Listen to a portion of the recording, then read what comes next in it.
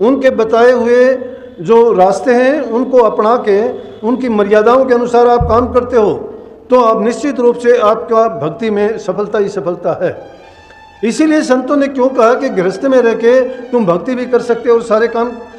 आप सभी को राधा स्वामी। देखिए, जो आज का सत्संग का विषय है उसमें महाराज ने बताया कि जो इंसान सच्ची भक्ति करता है, जिस इंसान के मन में छल कपट और बेईमानी नहीं है, वह इंसान इस भवरूपी सागर से पार कर जाता है।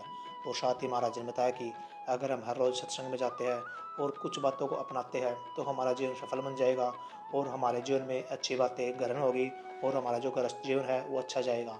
और साथ ही महाराज ने बताया कि जो इंसान पाप की कमाई करता है या पाप की कमाई से खाता है, उस इंसान का जीवन नरक किस तरह बन जाता है। तो चलिए आपका कीमती समय लेते हुए सत्संग को शुरू करते हैं। कृपया सत्संग को पूरा सुनकर पुण्य भागी अवश्य बनिए। राधा स्वामी। अब कई बार क्या होता है, कल ही जैसे एक पढ़ा लिखा इंसान था, रिटायर था, आके मेरे से कहने लगा जी मैं तो पहली बार आया हूँ। मैंने कहा बहुत अच्छी बात है आप आए हो, बोलो। कहने लगे कि मैंने पुस्तकें बहुत पढ़ी हैं और उन पुस्तकों को पढ़ के किसी में कुछ है किसी में कुछ है, बोला कि तृप्ति नहीं हुई मेरी उनसे। मैं उनसे कहने लगा कि पुस्तकों के पढ़ने में आपकी तृप्ति हो भी नहीं सकती। क्यों नहीं हो सकती वो भी मेरे से सुन लो। क्योंकि पुस्तकों में जो बात लिखी गई है उसमें जहाँ कहीं भी क्यों का प्रश्न आपके दिमाग में उठेगा या जो भी कोई चीज़ आपकी समझ में नहीं आएगी या जिस चीज़ को आप जानते ही नहीं हो, कभी उसके बारे में सुना ही नहीं है कि ये चीज़ है क्या, वो चीज़ आप किससे पूछोगे। और फिर दूसरी चीज़, पुस्तकें जिस हालात में और जिस ख्यालात में लिखी गई थी वो हालात और ख्यालात अब मौजूद नहीं है। वो चीज़ें उस हालात के मुताबिक देख के लिखी गई थी। हमारे वेदों की रचना की गई, शास्त्रों की रचना की गई, पुराणों की रचना की गई, वो समय अब नहीं है। उस समय में जो मंत्र उनमें लिखे गए, जो उपाय और तरीके भक्ति के जो नुक्ते बताए गए, आज वो सार्थक नहीं हो सकते। निसंकोच वो बहुत अच्छी बातें हैं और उनको करने के लिए उसी समय में वो ज़्यादा उपयुक्त थे। क्यों थे कि इंसान की उस समय उम्र ज़्यादा थी, इंसान के अंदर शक्ति बल था उस टाइम में, हालात और वक्त ऐसा था कि जब इंसान एक दूसरे के भाव को समझता था, आपस में प्यार प्रेम ज़्यादा था। आज की तरह से आपाधापी का वक्त नहीं था। उस समय में ये बात सिखाने की ज़रूरत नहीं थी कि तुम आपस में प्रेम करो। उस टाइम में चोरी डकैती छीना झपटी नहीं थी। अगर कहीं थी थोड़ी बहुत तो उनको बहुत ही घृणा की दृष्टि से देखा जाता था। जब उनको घृणा की दृष्टि से देखा जाता था तो उनको और सज़ा देने की ज़रूरत नहीं थी। इंसान अपने आप से ही इसकी जांच करके और वो अपने आप को सज़ा याफ्ता मानता था कि मेरे गलत काम के कारण मेरे से समाज में लोग नफरत इसलिए करते हैं। तो कोई भी दूसरा इंसान ऐसा करने का प्रयास नहीं करता था। तो जब वक्त ऐसा था, हालात ऐसे थे, उस हालात में उस वक्त के अनुसार भक्ति के नुक्ते कामयाब थे। तो उस टाइम में यज्ञ था, हवन था, पूजा पाठ थी। आज के युग में अगर आपके पास नाम है, गुरु का संग करते हो, उनके सत्संग में जाते हो, उनके बताए हुए जो रास्ते हैं उनको अपना के उनकी मर्यादाओं के अनुसार आप काम करते हो तो आप निश्चित रूप से आपका भक्ति में सफलता ही सफलता है। इसीलिए संतों ने क्यों कहा कि गृहस्थ में रह के तुम भक्ति भी कर सकते हो और सारे काम गृहस्थ में ही रह के कर सकते हो। जब जिसका गृहस्थ दुखी है वो कुछ भी नहीं कर सकता। जिस इंसान का मन दुखी है वो घर परिवार में भी शांति से नहीं रह सकता।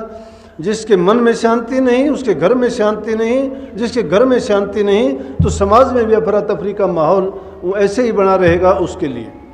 जब हर जगह से उसको प्यार मिलता है, शांति मिलती है, तो समझो कि उसके भक्ति के रास्ते सारे के सारे खुले रहते हैं। इसीलिए संतों ने कलयुग में कहा कि तुम नाम का आधार पकड़ो, नाम ही इस युग में जीव का कल्याण कर देगा।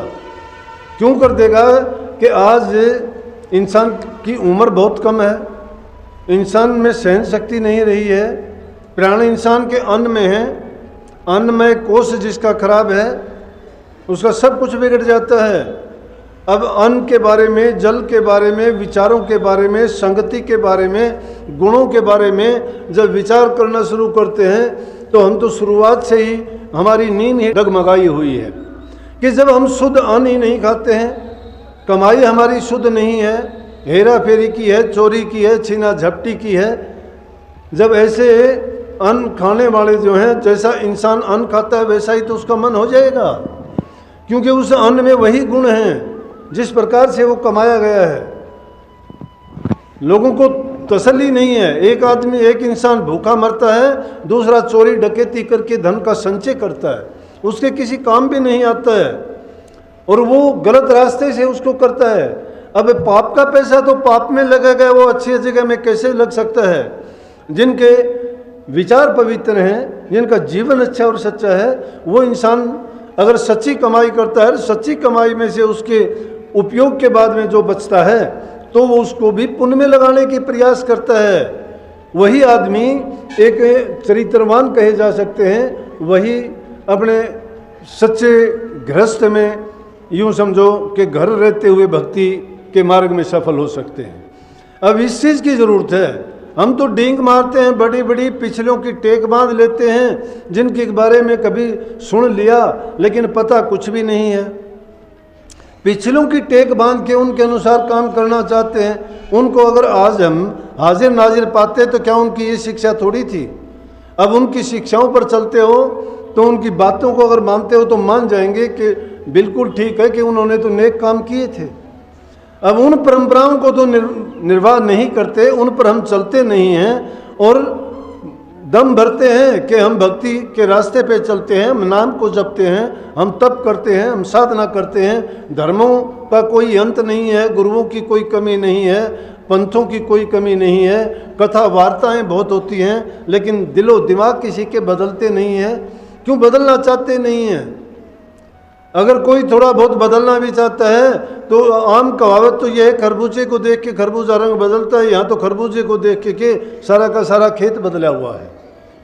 अच्छे रास्ते पे कोई चलने के लिए तैयार नहीं। नाम भक्ति का लेते हैं, विचार और ख्यालात उनके देखोगे तो आम गृहस्थियों से भी उनके घटिया विचार और ऐसे ख्यालात हैं कि उनको सत्संगी कहना या गुरु के भगत कहना या शिष्य और सेवक का नाम देना भी लाज और शर्म आती है, क्योंकि वो इस बात को समझे नहीं, जाने नहीं, उन्होंने गुणों को अपने अंदर उनका संचय और संग्रह ही नहीं किया। जब वो गुण किसी के भी अंदर नहीं है तो समझो कि भक्ति का भी कोई उसके अंदर अंश नहीं है, लेश मात्र भी। अगर भक्ति करना चाहते हो तो पहले अपने चरित्र को ऊंचा करो। देखते हैं समाज में कहीं शराब का बोलबाला है, कहीं जीव मारे जाते हैं, कहीं और दूसरे ऐसे कर्म होते हैं जिनको कहते हुए भी हमें दुख लगता है, सुनते हुए शर्म आती है, लेकिन फिर भी हम उस समाज को एक उन्नत और अच्छा समाज कहते हैं। कमी किसकी है? हमारी सबकी है। जिम्मेवारी और कर्तव्य किसका? हमारा सबका है। अगर हम ये जिम्मेवारी लें और उस सुधार की तरफ बढ़ें, ये ज़रूरी चीज़ है। भक्ति का तो इसके बाद में नंबर आता है। भक्ति करना इतना कठिन नहीं है, भक्ति करना बहुत सहल है। कबीर साहब कहते हैं कि वो भक्ति तो इतनी सहल है कि जब हम नाचना खुद नहीं जानते, आंगन टेढ़ा दोष देते हैं। लेकिन कठिन इसलिए है कि उन नियमों को मानना और उन पर चलना बड़ा मुश्किल है। क्यों मुश्किल है? कि दुनियादारी के लोग ही नहीं करने देंगे। अच्छे रास्ते की तरफ बढ़ोगे, आपको लाख ताने लगेंगे। आपकी परीक्षा के लिए, आपके धैर्य को परखने के लिए, आपके ईमानदारी और सच्चाई को जांचने के लिए इतनी परीक्षाएं होंगी कि उसमें कोई भी कुछ आपको बोल देगा, कोई कुछ कह देगा, जिसको कोई ज्ञान समझ नहीं है। तो मैं तो कई बार कह देता हूं कि जब सत्संग में आप लोग आते हो और फिर वो आपके बारे में उन जुनून बातें सुनी जाती हैं कि फलां आदमी ये करता है, वो आदमी वो करता है, वो ये बोलता है, वो ये बोलता है, मैं कहता हूँ हमारी भाषा और हमारा उपदेश ये नहीं है। हम तो ये कहते हैं कि अगर तुम्हारा कोई इतना बुरा करता है तो भी उसको तुम बर्दाश्त करके देखो।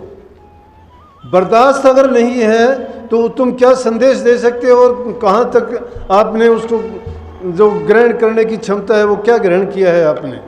संतों का तो ये लाइन है, स्वामी जी महाराज के समय की बात है कि कुछ भी आपको कह लें, अरे हमारे से अच्छे तो भिखारी हैं, दरवाजे पे आके भीख मांगता है, और भीख मांगने के लिए तुम लाख उसको कहते हो कि तू कमा के नहीं खा सकता, तू हट्टा कट्टा है, तू जवान है, और फिर भी तू मांगता फिरता है, तेरी नीयत खराब है, तुमने मांगना खाना सीख लिया, कमाना नहीं जानते।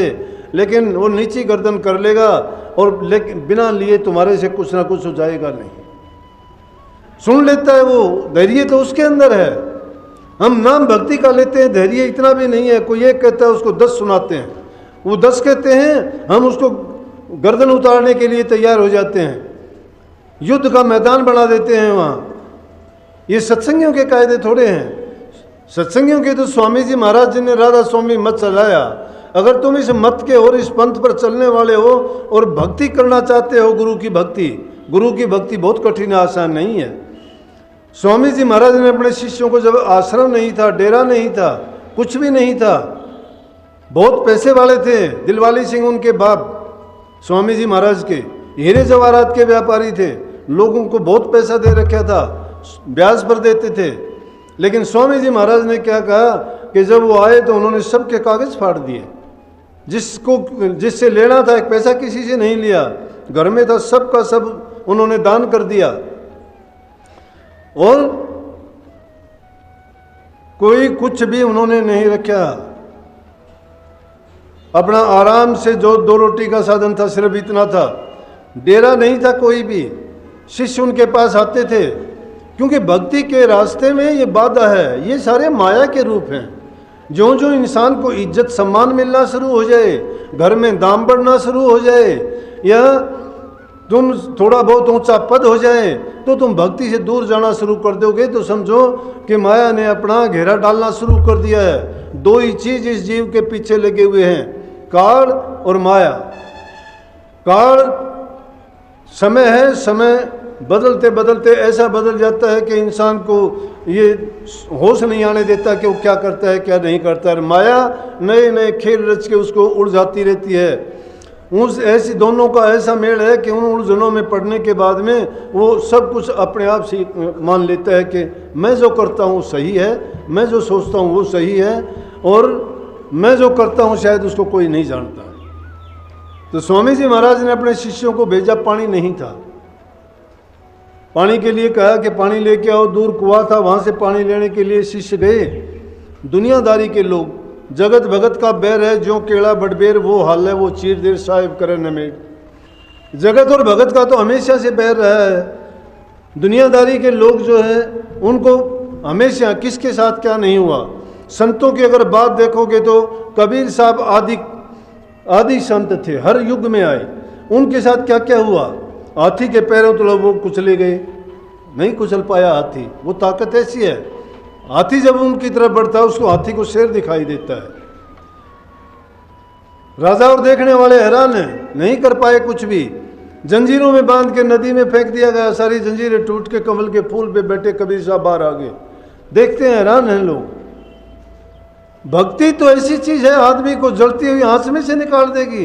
पहला भगत को नहीं निकाल के लाया क्या, पहाड़ पर से गिराने वाले को भी उसको फूल की तरह से उठा के बचा लेगी। जिन्होंने इतने प्रयास करे उनके साथ भक्ति के रास्ते में अगर सच्चे हो तो कोई चीज बाधा और रुकावट और परेशानी आपके रास्ता नहीं रोक सकती। कबीर साहब के साथ क्या हुआ, दादू साहब के साथ क्या हुआ, पलटू साहब के साथ क्या हुआ, जितने भी संत हुए, आज तो वो युग भी नहीं है। आज तो संत कहाँ, तो पाखंडियों को भी सिर और कंधे पे उठाए फिरते हैं, उनके भी जिंदाबाद के नारे लगते हैं। पैसों की कमी नहीं है, ऊंचे ऊंचे ताज हैं, ऊंची ऊंची बातें हैं, कहाँ नाम कहाँ भक्ति, कुछ भी नहीं है। लेकिन उस युग में सच्ची भक्ति थी, फिर भी उनको कष्ट सहने पड़े लेकिन बोले नहीं। कष्टों को उन्होंने बर्दाश्त किया, क्योंकि उन्होंने ये माना कि हम भक्ति के मार्ग पर लिखड़े हैं। अगर मेरे प्रभु को मेरे प्रति यही मंजूर है तो होने दीजिए। या तो ये मेरा कोई कर्जा है जो पूरा कर रहे हैं, या मेरी परीक्षा हो रही है कि मेरा धैर्य देखा जा रहा है, या मेरा कोई पूर्व जन्म का कर्म है जिसको इस रूप से काटा जा रहा है। हम समझते नहीं है, ये हमारी मूर्खता की बात है। थोड़ी सी बात होती है, कोई काम पूरा नहीं होता, छोड़ दो गुरु को, छोड़ो धर्म को। क्या धर्म है, छोड़ दिया हमने, गुरु छोड़ दिया। अरे गुरु कैसे छोड़ दिया, गुरु को तो कभी छोड़ ही नहीं सकते। गुरु नाम तो ज्ञान का, ज्ञान कभी छूटता है। किसी इंसान को छोड़ दोगे, छोड़ दो, 1000 बार छोड़ दो, लेकिन जिस ज्ञान को तुमने अपना लिया, क्या उसको छोड़ दोगे? मूर्ख इंसान की बुद्धि दुष्ट कामों में लगती है, धन उसका दुष्ट कामों में लगता है, और वो बल से भी वो अपने बुरे कर्म ही करता है। लेकिन ज्ञानी आदमी का धन पुण्य के कार्यों में लगता है, बुद्धि उसके दूसरों की समस्याएं के सुलझाने में लगती है, और बल उसका निर्बलों की सहायता करने में लगता है। ये राक्षसी और देवताओं जैसी बात है। देवताओं के जो देवतुल्य होते हैं, भगत लोग होते हैं, उनके ऐसे काम होने चाहिए, और दुष्ट लोगों की तरह से ये थोड़ी है कि हम जो से अच्छे लोगों की खिल्ली उड़ाएं, उनको दुख दें, कष्ट दें, या जबान से कोई गंदा मंदा बोल के उनको किसी प्रकार का आघात पहुंचाएं। हमारा काम है तन से, मन से और धन से, हर प्रकार से जिस किसकी कर सकते हैं हमें मदद करनी चाहिए। दूसरे की अगर हम मदद नहीं करते तो हमने क्या सीखा और क्या किया है? तो स्वामी जी महाराज ने उनको ज्ञान देने के लिए बिल्कुल कहा कि पानी लेके आओ। पानी लेने के लिए गए, वहाँ दूसरे लोग मिले, उन्होंने उनके घड़े भी फोड़ दिए और उनको पीटा भी, और वहाँ से भगा दिया कि भागो, यहाँ से कोई पानी नहीं है। वो बेचारे आके कहने लगे कि जी हमारे साथ तो ऐसा ऐसा हुआ कि हमारी तो पिटाई भी की, पानी भी हमें नहीं लेने दिया और घड़े भी हमारे तोड़ दिए। स्वामी जी महाराज कुछ नहीं बोले। अगर आज हो तो आज गुरु भी साथ हो लेंगे कि चलो देखते हैं क्यों कैसे ऐसा हुआ। युद्ध का मैदान बना देंगे, एक तरफ पुलिस होगी, एक तरफ सत्संगी होंगे। गुरुओं का काम नहीं है, ये भक्ति का मार्ग नहीं है। भक्ति का काम क्या है? अगर उनको ये ज्ञान होता तो वो ये काम थोड़े करते हैं। झूठ के साथ सच्चाई की लड़ाई होती रहेगी, पाप के साथ पुण्य की लड़ाई होती रहेगी, लेकिन जीत और नतीजा क्यों नहीं देखते? महाभारत का इतना बड़ा युद्ध हुआ था, जीत किसकी हुई थी? कष्ट देने वाला रावण बहुत था, माता सीता को बहुत कष्ट दिया, लेकिन अंत उसका क्या हुआ? तो मैं कहने उसको भी कहने लगा कि ये किताबों का ज्ञान क्या काम आया? रावण को हर प्रकार का ज्ञान था, सब ज्ञान होते हुए भी रावण की क्या हालत हुई, दुर्गति हुई, क्योंकि उसके विचार अच्छे नहीं थे। तब उसने बहुत किया, भक्ति उसने बहुत की, धन उसके पास बहुत था, देवताओं को भी काबू कर लिया। उसके कहने से पवन देवता बुहारी लगाता था, हवा चलती थी। इंद्र देवता उसके कहने से बरसात करता था। विश्वकर्मा उसके कहने से मकान बना देते थे मिनटों में। उधर से तो हनुमान जी ने लंका को आग लगाई है, और रावण ने पूरी रात में विश्वकर्मा को हुक्म दे कि सुबह तक को लंका को फिर तैयार करवा दिया। जिसके पास इतनी शक्तियां थी, सब देवताओं को जिसने जेल में डाल रखा है, इतना तप किया, चारों वेदों का ज्ञाता नहीं, टीकाकार और प्रकांड पंडित था, लेकिन उसके कर्म अच्छे नहीं थे। बुरे कर्मों के कारण आज भी उस रावण की क्या दुर्गति होती है। रावण नहीं है, लेकिन उसके पुतले को बना के आज भी कितना बेइज्जत किया जाता है। इंसान का कर्म बिगाड़ता है, कर्म संवारता है। सत्संग इंसान के कर्म संवारने के लिए कहता है कि अपना कर्म बनाओ। कर्म कैसे बनेगा? कर्म जब बनेगा कि जब अच्छे रास्ते पे चलोगे, किसी पाखंड के करने से नहीं, कोई भेक के धारने से नहीं, कोई दाढ़ी मूछ और साफे बांधने से नहीं, कोई लाल काले पीले कपड़े रंगने से नहीं। मन को रंगो। जब तक मन तुम्हारा नहीं रंगा जाता है, वो भी गुरु के रंग में, और गुरु का रंग कौन सा? अरंग रंग है, वो रंग नहीं है कोई भी। उस रंग में जब रंग जाता है, वो उसी ज्ञान में जब बह जाता है, तो उसको फिर दुनिया के भय और भव सब दूर हो जाते हैं। और गुरुओं का ज्ञान ये है कि स्वामी जी महाराज ने उनको मिठाई दी, मिठाई दे के कहने लगे मिठाई लेके जाओ, उनसे माफ़ी मांगोगे? बोले हम पिटाई हमारी हुई, माफ़ी हम मांगेंगे। कहने लगे हाँ, माफ़ी भी तुम मांगोगे, उनको मिठाई भी तुम दोगे। उनको मिठाई दे के आए, माफ़ी मांग के आए। आज का युग अगर होता, ये तो 200 साल पुरानी बात है, आज का युग होता तो गुरु को छोड़ के चले जाते, कह देते कि हमें ऐसी गुरु उसकी ज़रूरत नहीं है भक्ति की। इंसान का अहम खत्म होना चाहिए। जब तक मैं पड़ा है, अहंकार है इंसान के अंदर, तब तक भक्ति के लायक नहीं है। सत्संग को पूरा सुनने के लिए बहुत बहुत धन्यवाद। हम आशा करते हैं आपने सत्संग को बड़ा ही ध्यान से सुना होगा। कृपया सत्संग जो बातें जो प्रवचन महाराज ने बताए हैं, उन प्रवचनों को अपने जीवन में ग्रहण अवश्य कीजिए। जैसे कि हमेशा जो भक्ति करते हो आप, वो हमेशा दिल से सच्ची कीजिए, और साथ ही अपने नेक की कमाई को नेक कार्यों में अवश्य लगाइए और पाप की कमाई से हमेशा बचिए। और अगर आपको सत्संग बहुत अच्छा लगा तो कमेंट बॉक्स में राधा स्वामी लिखकर पुण्य भागीदार अवश्य बनिए और अपने जीवन को सफल और सार्थक अवश्य बनाइए।